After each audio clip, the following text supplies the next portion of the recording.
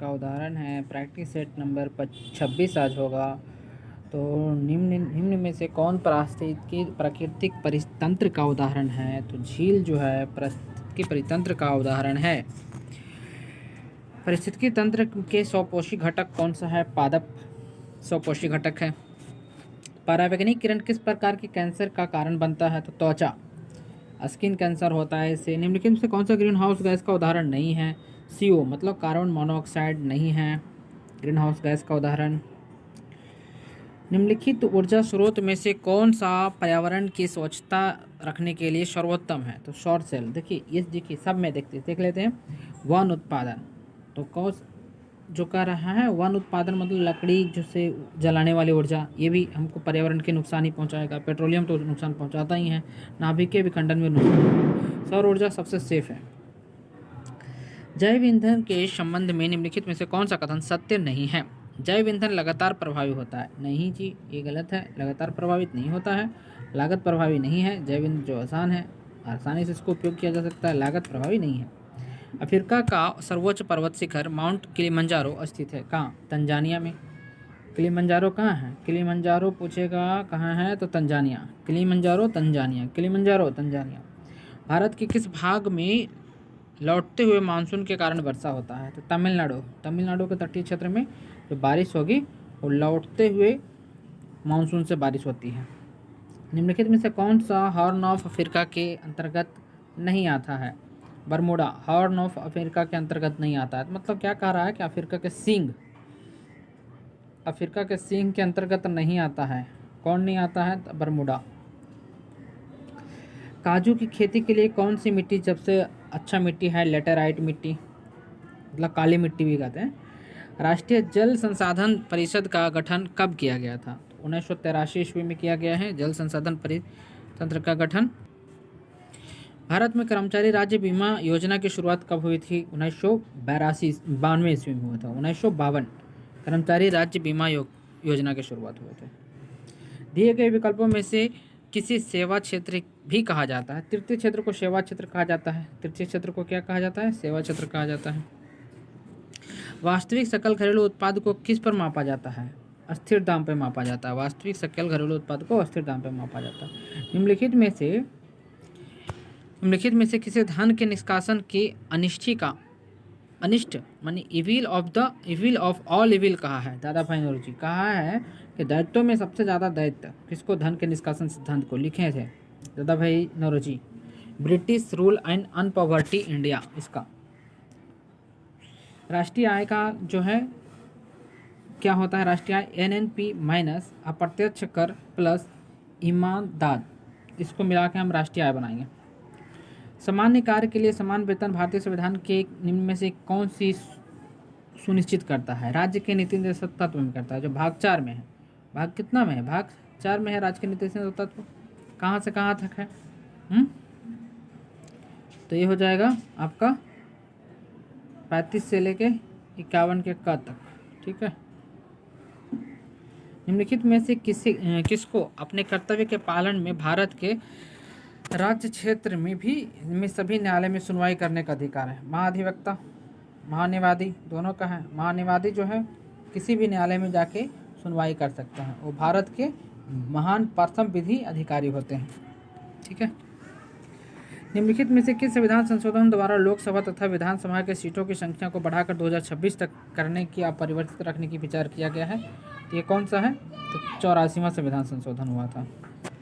संविधान के किस अनुच्छेद के अंतर्गत संघ की कार्यपालिका शक्ति राष्ट्रपति में निहित होती है? तो 53 हो जाएगा ये।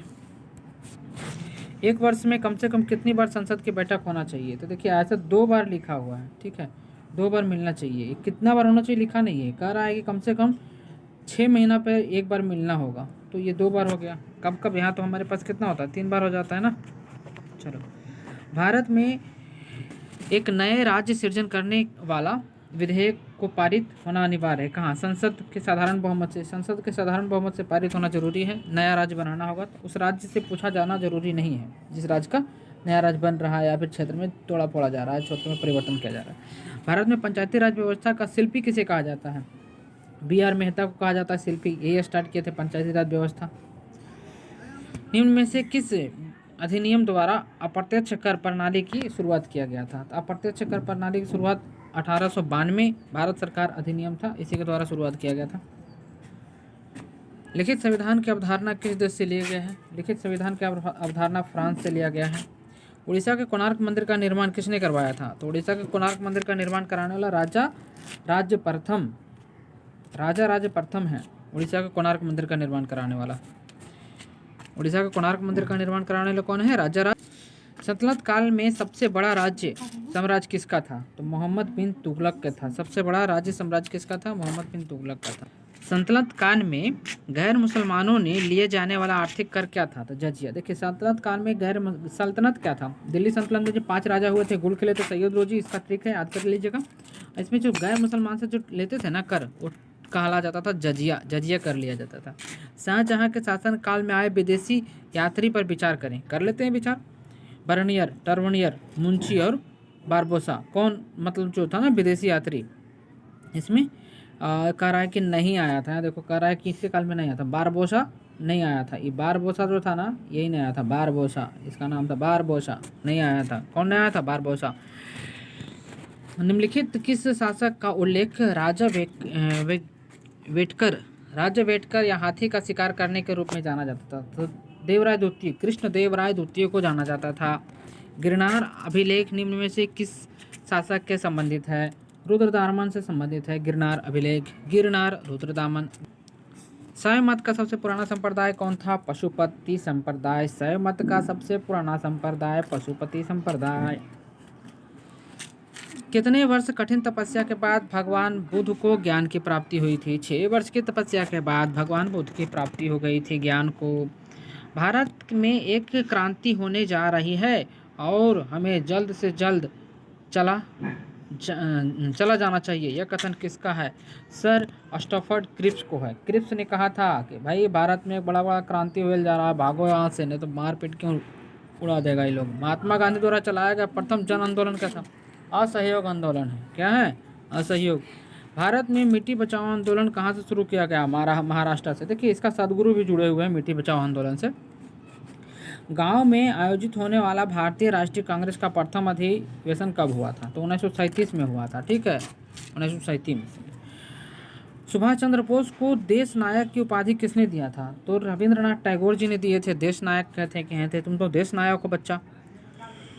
शक्कर के मिश्रण के दौरान कौन सा यौगिक हमेशा बनता है? तो इथाइल और अल्कोहल बन जाता है इसको। रक्त कैंसर के नियंत्रण करने के लिए कौन सी समस्थानिक का उपयोग किया जाता है? तो कोबाल्ट 60। रक्त कैंसर हो गया, खून में कैंसर हो जाता है, उसमें क्या होता है? अनियंत्रित सेल के विभाजन होने लगती है। हाँ, सफ़ेद रक्त में होगी जो भी होगी। जो निम्न में से किस प्रकार के कोयला में कार्बन की मात्रा सर्वाधिक होता है? तो एंथ्रासाइड नामक कोयला में सर्वाधिक होता है। 90 से लेकर 94% तक कोयला में इसमें कार्बन होने की संभावना होती है। निम्नलिखित में से कौन सा निफ्टा NAFTA का सदस्य नहीं है? तो ग्रेट ब्रिटेन इसका सदस्य नहीं है। किसका? ग्रेट ब्रिटेन सदस्य नहीं है। निम्नलिखित में से कौन सा रसायन रक्त कोश यानी ब्लड बैंक में मिलाकर रखा जाता है? तो B और C मिलाकर रखा जाता है। निम्नलिखित में से कौन सा हरित गृह गैस नहीं है? तो ऑक्सीजन। मतलब क्या कर रहा है? ग्रीन हाउस गैस कौन नहीं है? ग्रीन हाउस गैस कौन नहीं है? तो इसमें कह रहा है इसमें से चुनना है भाई, इसमें से चुनना है। तो इसमें ऑक्सीजन जो है नहीं है। दूरदृष्टि दोष में प्रतिबिंब कहाँ बनता है? तो रेटिना के पीछे बनता है। दूरदृष्टि दोष हो गया ना, तो रेटिना के पीछे बनता है। इसमें दूर की वस्तु साफ साफ दिखेगा, नज़दीक की वस्तु दिखता नहीं है। और नहीं दिखता है तो उसके निवारण के लिए कौन सा लेंस लगा देता है? उत्तल लगा देंगे इसको, इससे वो देख लेगा। ठीक है, पढ़ने लिखने के लिए कौन सा लेंस? तो उत्तल लेंस। भू अस्थिर उपग्रह के संबंध में निम्नलिखित में से कौन सा कथन सत्य है? तो सत्य देखिए, यह एक अस्थिर ऊंचाई पर घूमते रहता है, समझे? जो कितना है? तो 3600 किलोमीटर के ऊंचा पर ले जाकर रख देंगे और घूमते रहेगा। ये हमको भू अस्थिर के रूप पर। यदि कोई वस्तु वृत्तीय पथ पर एक समान खाली स्थान से चलती है तो उसकी गति को एक समान वृत्तीय गति कहा जाता है। क्या है? चाल। चाल से यहाँ पे आ जाएगा भरने वाला जगह पे, खाली स्थान के भरें, इसमें चाल भर देंगे, आंसर सही हो जाएगा। आगे बढ़ते हैं। किसी वस्तु का समतल दर्पण द्वारा बनने वाला प्रतिबिंब कैसा होता है? तो पार्श्व और उल्टा होता है। पार्श्व उल्टा मत देखो, समतल दर्पण है, अभी आज पढ़ाएंगे समतल दर्पण। समतल दर्पण है, यहाँ से ये देखो बगुआ है, बगुआ के ई हाथ जो लेफ्ट है ये राइट है, ठीक है, ये देखिए एल है, ये आर है, ठीक है। जो दर्पण में देखेगा तो ये वाला आर हो जाएगा और ये हाथ एल हो जाएगा, ये बगुआ का, समझे, ये एल हो जाएगा। तो यही बात होती है, तो यही पार्श्व उल्टा कहा जाता है। जल विद्युत का उत्पादन निम्न में से किस सिद्धांत पर कार्य करता है? तो ये कौन सिद्धांत काम करेगा? तो गुरुत्वीय अस्थिर ऊर्जा होगा, स्थितिज ऊर्जा एगो होगा, एगो ऊर्जा संरक्षण सिद्धांत पे काम करेगा। यही दो गो सिद्धांत होगा, एगो एक ये, ठीक है। चलो हो गया। नेक्स्ट क्वेश्चन, इलेक्ट्रोलाइट सेल ऊर्जा का परिवर्तन करता है। क्वेश्चन, विद्युत ऊर्जा को रासायनिक ऊर्जा में कर देगा। क्या कर देगा? विद्युत ऊर्जा को रासायनिक ऊर्जा में परिवर्तित कर देगा। चलिए अब कुछ महत्वपूर्ण तथ्य देखते हैं जो हर साल की तरह देखते हैं, इस बार भी देखेंगे। वस्तुनिष्ठ प्रश्न 5000 प्लस का आप देख रहे हैं वस्तुनिष्ठ सामान्य ज्ञान अध्ययन एडुटेरिया का 5000 प्लस का सेट। भारत में प्रथम पुर्तगाली वायसराय कौन बन के आए थे? फ्रांसीसी द अल्मेडा। भारत में ब्लू वाटर पॉलिसी लाने वाला फ्रांसीसी द अल्मेडा ही हैं। अल्फांसो द अल्बुकर्क ने गोवा जीत लिया था, किससे? यूसुफ आदिल शाह से। पुर्तगाली ने अपनी पहली व्यापारिक कोठी कहाँ खोला था? कोची में। डच ने अपनी पहली व्यापारिक कोठी कहाँ खोला था? मछलीपट्टनम में। जहांगीर द्वारा अंग्रेजों को भारत में व्यापारिक कोठी खोलने की इजाज़त कहाँ दी गई थी? सूरत में। डचों एवं अंग्रेजों के बीच मध्य बेदरा का युद्ध कहाँ हुआ था? 1759 ईस्वी में। फ्रांसीसी एवं अंग्रेजों के मध्य बांडीवास का युद्ध कहाँ हुआ था? 1760 ईस्वी में। मुगल दरबार में आने वाला प्रथम अंग्रेज कैप्टन हॉकिंस जो हम लोग याद किए ना, कुकर सबसे पहले हॉकिंस को कुकर आया था 1609 ईस्वी में। गोलकुंडा के सुल्तान द्वारा अंग्रेजों को सुनहरा फरमान जारी किया गया था, कब? 1632 में। सर टॉमस रोज जहांगीर के दरबार में आया था 1615 ईस्वी में। पुर्तगालियों ने चार्ल्स द्वितीय को बम्बई दहेज में दे दिया था 1661 ईस्वी में। देखिए, चार्ल्स द्वितीय जो था राजा था, और कैथरीन बेरगंजा जो थी पुर्तगाली की राजकुमारी थी, दोनों आपस में विवाह कर लिया, इसने दे दिया चार्ल्स द्वितीय को, कहा कि दहेज में ले जाओ बम्बई। बच्चों देख लो बाबू, संपत्ति हमारा भारत के, कब्जा किया पुर्तगाल, दहेज में दे रहा है अंग्रेज के। बाहर रे बेटा, बड़ा तेज है तो नहीं सो। अब वो भी अंग्रेजवा भी देखो कितना तेज, कहा कि हम कोशिश करेंगे लेके इसको, ये 10 पाउंड दे दिए, कहा 10 पाउंड दे देना, अंग्रेजी कंपनी को दे दिया, कहा जाओ यहाँ खाओ पियो, यहाँ के आदमी डेंगाओ छोड़ो। तभी ना हमने 1942 में क्रांति की है, मारपीट की है, भगाए, तो कहता है कि भागो।